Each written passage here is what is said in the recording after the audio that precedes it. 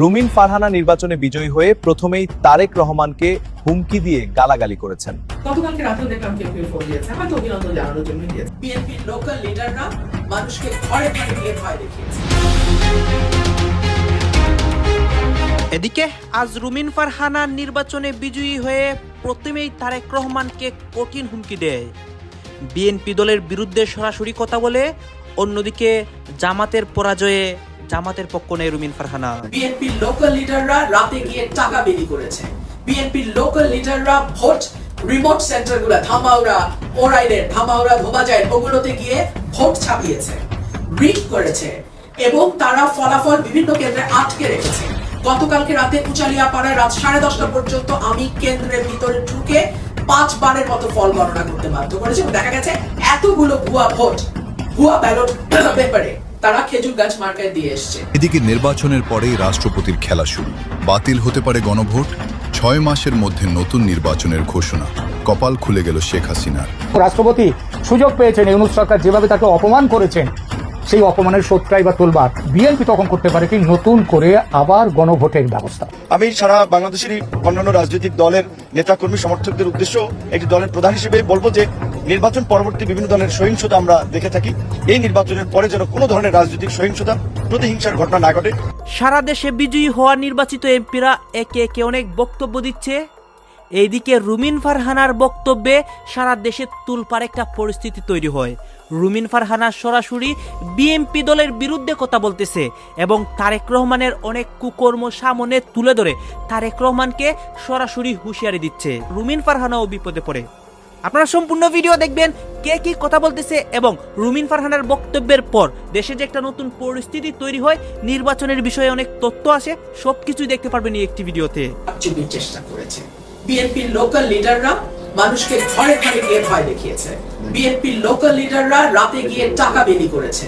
বিএনপির local লিডাররা vote remote সেন্টারগুলো ধামাউড়া, ওরাইলের ধামাউড়া, ধোবাজাইল ওগুলোতে গিয়ে ভোট ছাপিয়েছে, রিগ করেছে এবং তারা ফলাফল বিভিন্ন কেন্দ্রে আটকে রেখেছে। গতকালকে রাতে উচালিয়া পাড়ায় রাত 10:30 পর্যন্ত আমি কেন্দ্রের ভিতরে ঢুকে 5 বারের মতো ফল গণনা করতে বাধ্য করেছে। দেখা গেছে এতগুলো ভুয়া ভোট, ভুয়া ব্যালট পেপারে তারা খেজুর গাছ মার্কায় দিয়ে এসছে এবং তখন আমাকে তারা মারতে গিয়েছিল বিএনপির লোকজন। সেনাবাহিনী গিয়ে পরিস্থিতি নিয়ন্ত্রণে আনে। বাংলাদেশ সেনাবাহিনীর ভূমিকা 2026-এর নির্বাচনে অনবদ্য এবং তাদেরকে স্যালুট জানাই আমি তাদের এই ভূমিকার জন্য।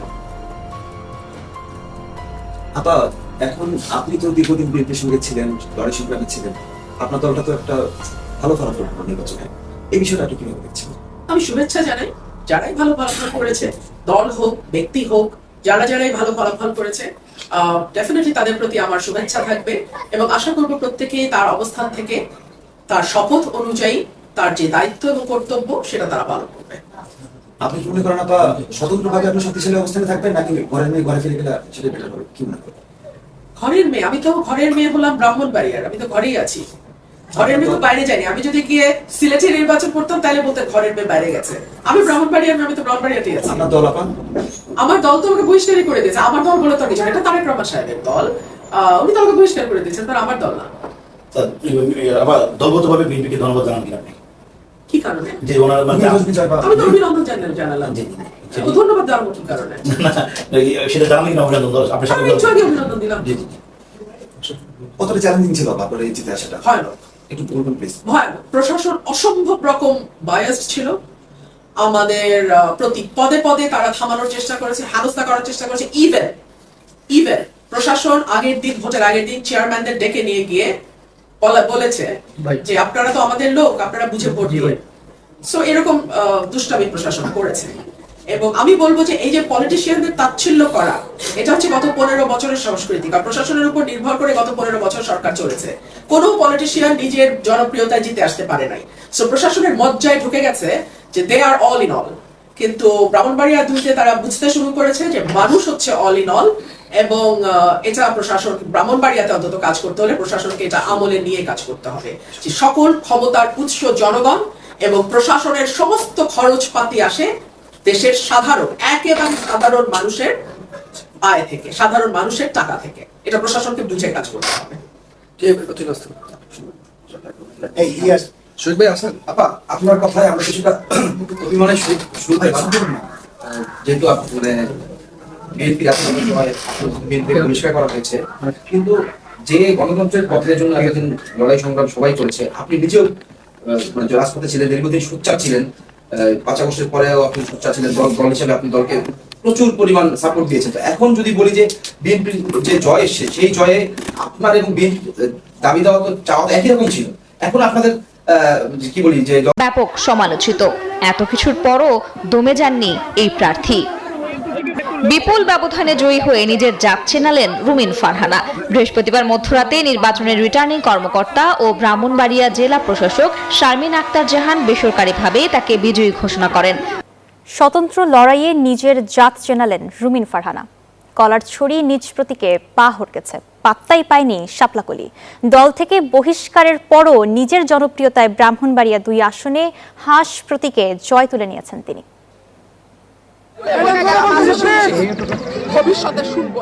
দলের সিদ্ধান্ত অমান্য করে নিজের ইচ্ছায় তার আসনে স্বতন্ত্র প্রতিদ্বন্দ্বিতার ঘোষণা দেওয়ার পর রুমিন ফারহানাকে জাতীয়তাবাদী দল বিএনপি থেকে বহিষ্কার করা হয়েছিল।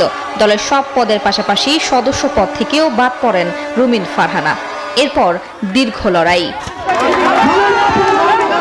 শেষ পর্যন্ত হাঁস প্রতীক নিয়ে হাসলেন বিজয়ের হাসি। এই প্রতীকটি নিজের রাজনৈতিক পরিচয় ও সমর্থকদের সঙ্গে গভীরভাবে যুক্ত বলে উল্লেখ করেছিলেন তিনি। ব্রাহ্মণবাড়িয়া 2 আসনে ভোট গ্রহণ শেষে বেসরকারিভাবে ফলাফলে জয় পেয়েছেন রুমিন ফারহানা। ভেঙেছেন জুনায়েদ আল হাবিবের খেজুর গাছ। নিজের কলার ছড়িতে পিছলেছেন রুমিনের আরেক প্রতিদ্বন্দ্বী SN তরুণ দে। আর শাপলাকলি তো পাত্তাই পায়নি। এই জয়ের পথ চলা রুমিন ফারহানার জন্য সহজ ছিল না। আচরণবিধি লঙ্ঘনের অভিযোগে কারণ দর্শানো নোটিশও দেওয়া হয়েছিল তাকে। তার বিরুদ্ধে মব সৃষ্টির অভিযোগও এনেছিলেন সহকারী রিটার্নিং কর্মকর্তা। ঠিক সেই সময় বাক বিতণ্ডার একটি ফুটেজ সামাজিক যোগাযোগ মাধ্যমে ছড়িয়ে পড়লে ব্যাপক ট্রোলের শিকার হন রুমিন। নির্বাচনী প্রচারণায় গিয়ে তার হাঁস চুরির ঘটনা বর্ণনা করেও হয়েছিলেন ব্যাপক সমালোচিত। এত কিছুর পরও দমে যাননি এই প্রার্থী। বিপুল ব্যবধানে জয়ী হয়ে নিজের জাত চেনালেন রুমিন ফারহানা।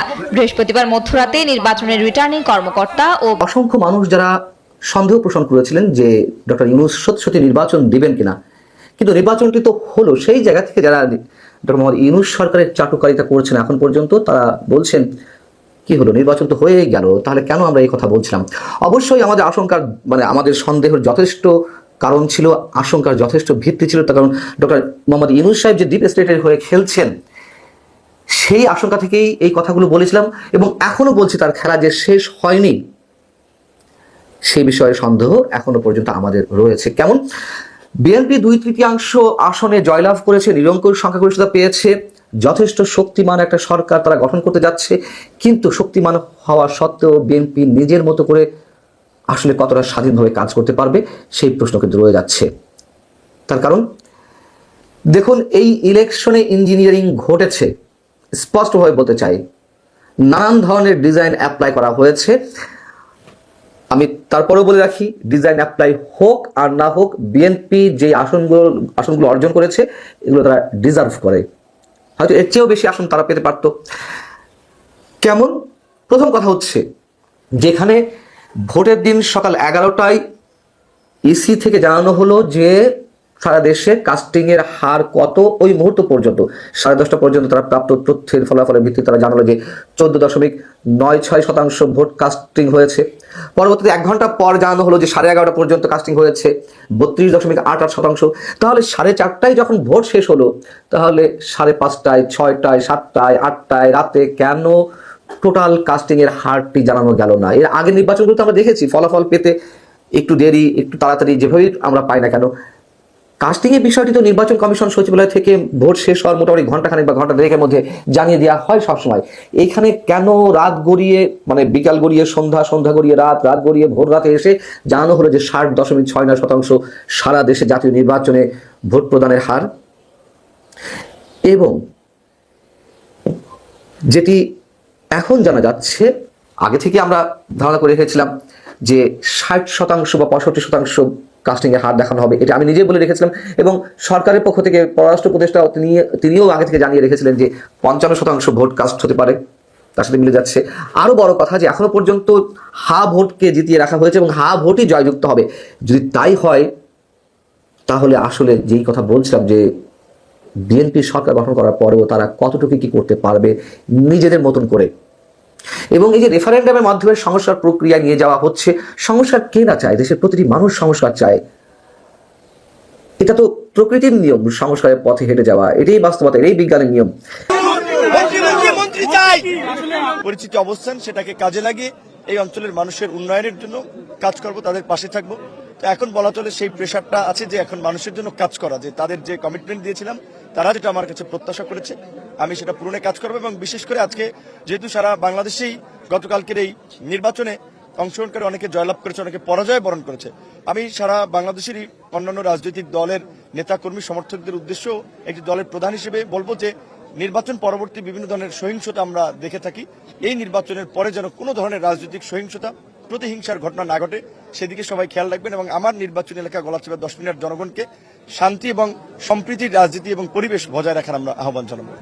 আপনার অপোনেন্ট যে ছিল তাকে নিয়ে কাজ করার কোনো ইচ্ছা আছে কিনা আপনার? আমার অপোনেন্ট ছিল 4 জন, তার মধ্যে একজন বিএনপির বিদ্রোহী প্রার্থী, একজন জামাত ইসলামীর এবং একজন ইসলামী আন্দোলনের। তাদের 3 জনের সাথে আমার অত্যন্ত ভালো সম্পর্ক, ব্যক্তিগত হৃদ্যতার সম্পর্ক। হয়তো নির্বাচনের প্রতিযোগিতার কারণে একটু ভিন্ন জায়গা থেকে সবাই প্রতিযোগিতা করেছি, তারা অনেকেই আমার চেয়ে সিনিয়র আছেন, তাদের একটা অভিজ্ঞতা আছে এবং তাদের নেতা কর্মী বা জনগণের সাথে একটা সম্পৃক্ততা আছে। অবশ্যই আমরা যদি এই জনপদকে এগিয়ে নিতে চাই তাদের সহায়তা আমার লাগবে এবং আমি তাদেরকে নিয়ে কাজ করবো ইনশাল্লাহ। আপনি তো সবাই ভিপি নূর হিসেবে আপনাকে সবচেয়ে বহুল প্রচলিত আছে আপনার নামটা, এখন আসলে কোন নামে বেশি স্বাচ্ছন্দ্য বোধ করবেন, ভিপি নূর নাকি এমপি নূর? এখন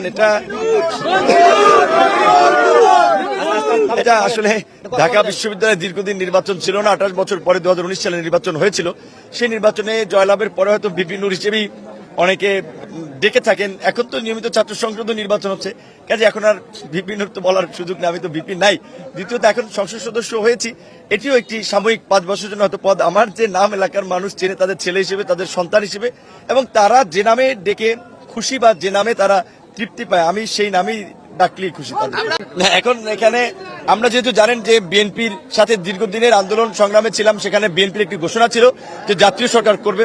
হয়তো অনেকে ভেবেছে যে সেখানে যদি জাতীয় সরকার হয় একটি দলের প্রধান এবং দীর্ঘদিন বিএনপি এবং তারেক রহমানের সাথে আমাদের যে আন্দোলন সংগ্রাম থেকে সম্পর্ক, সেই জায়গা থেকে হয়তো ক্যাবিনেটে আমাদের একটা স্থান হতে পারে। সেটা তারেক রহমানের উপরে নির্ভর করবে, বিএনপির উপরে নির্ভর করবে। তবে আমরা যেহেতু আন্দোলন সংগ্রামে ছিলাম, ভবিষ্যতেও এই বাংলাদেশকে স্থিতিশীল রাষ্ট্র হিসেবে পরিচালনা করার জন্য এবং বাংলাদেশকে পুনর্গঠন করে দেশের মানুষের প্রত্যাশা পূরণের জন্য, বাংলাদেশকে বিশ্বের বুকে মাথা তুলে দাঁড়া করানোর জন্য তারেক রহমানের যেই সহযোগিতা আমাদের প্রয়োজন হবে আমরা সেটা অতীতেও দিয়েছি, ভবিষ্যতেও দেব। এবং তারেক রহমানের নেতৃত্বে আমরা আন্দোলন সংগ্রাম করেছি, আমরা নির্বাচনও করেছি। এবং আমার জন্য দেখেছেন বরিশালের সমাবেশে এসে তারেক রহমান দয়া করে ভিপি নূরকে ভোট দিয়ে বিজয়ী করে আনবেন, এরকম ভাবে বিনয়। তারেক রহমান প্রধানমন্ত্রী হওয়ার পর তিনি রাষ্ট্রপতিকে পাল্টাবেন না, তিনি শাহাবুদ্দিন চুপ্পুকে রেখে দেবেন যথাস্থানে। এবং রাষ্ট্রপতি সুযোগ পেয়েছেন, ইউনূস সরকার যেভাবে তাকে অপমান করেছেন সেই অপমানের শোধটাই বা তুলবার।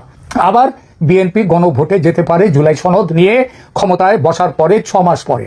ইতিমধ্যে ভারত এবং আমেরিকার সাথে একটা চুক্তি, একটা বিএনপির একটা গোপন বোঝাপড়া হয়ে গেছে। সেই বোঝাপড়া অনুযায়ী 6 মাস পরে নতুন ভোট আসবে, সেই ভোটে আওয়ামী লীগের ওপর থেকে তার আগেই নিষেধাজ্ঞা তুলে নেওয়া হবে। এমনকি আর শেখ হাসিনার উপরে যে মৃত্যুদণ্ড দিয়েছে অবৈধ কমিশন, অবৈধ ওই ট্রাইব্যুনাল, সেই মৃত্যুদণ্ড উঠে যাবে, কারণ ট্রাইব্যুনালকে বাতিল করে দেবেন, ট্রাইব্যুনাল গঠনকে, এবং ট্রাইব্যুনালের রায়কেও আর রাষ্ট্রপতি তার অর্ডিন্যান্সে বাতিল করে দেবেন। আমার তো মনে হয় গেজেট প্রকাশ হওয়ার সাথে সাথেই রাষ্ট্রপতি করবেন কি, ইউনূস সরকারকে বরখাস্ত করে দেবেন। বরখাস্ত করে দিয়ে তিনি বিএনপিকে ক্ষমতা করবার জন্য সরকার তৈরির আমন্ত্রণ জানাবেন। সুতরাং এই পরিস্থিতিতে বাংলাদেশে জুলাই সনদের তাহলে কি দাঁড়াবে? দেখুন, 180 কার্য দিবসের সময়সীমা এবং ক্ষমতা হস্তান্তরের সাংবিধানিক মারপ্যাচগুলো বর্তমানে বাংলাদেশের রাজনীতির সবচেয়ে আলোচিত বিষয়। 180 কার্য দিবসের মধ্যে মানে যেটা আদতে দাঁড়াচ্ছে 180 কার্য দিবস মানে 3 মাস, 270 দিন। এই 270 দিনের মধ্যে সংবিধানের চূড়ান্ত সংস্কার সম্পন্ন করতে হবে সংসদের প্রথম অধিবেশন বসার দিন থেকে। তাহলে এইতে যাতে কোনো দল এখানে আপনারা তো দেখলেন এখানে কি কথা হচ্ছে, অনেকেই কিন্তু অনেক কথা বলতেছে, অনেকে আলোচনা করতেছে, অনেকে সমালোচনা করতেছে। বিশেষ করে আমরা এখানে দেখতে পাচ্ছি যে রুমিন ফারহানার বক্তব্যের থেকে কি বলেছে, অনেক বিদ্বেষমূলক কথা, অন্যদিকে অনেক এমপির বক্তব্য দেখিয়েছি যারা কিনা নির্বাচনে বিজয়ী হওয়ার পর উদ্বেগ প্রকাশ করেছে। গাইজ, এই বিষয়গুলো দেখে এবং দেশের রাজনৈতিক প্রেক্ষাপটগুলো নিয়ে আপনাদের মন্তব্য কি? আপনাদের মন্তব্যটা অবশ্যই আপনারা আমাদের কমেন্ট বক্সে লিখে যাবেন। আর তখন আপনাদেরকে আমরা যা কিছু দেখিয়েছি সব কিছু আমরা সোশ্যাল মিডিয়া থেকে সংগ্রহ করেছি, কারণ আমাদের নিজস্ব কোনো মন্তব্য নেই বা আমাদের নিজস্ব কোনো সিদ্ধান্ত নেই। সর্বশেষ আপনাদের কাছে আমাদের রিকোয়েস্ট থাকবে, আপনারা আমাদের চ্যানেলে নতুন দর্শক হয়ে থাকলে চ্যানেলটি সাবস্ক্রাইব করবেন এবং পাশে থাকা বেল বাটনটি বাজাবেন যাতে করে নেক্সট ভিডিওটা সবার আগে আপনাদের কাছে পৌঁছে যায়। ধন্যবাদ।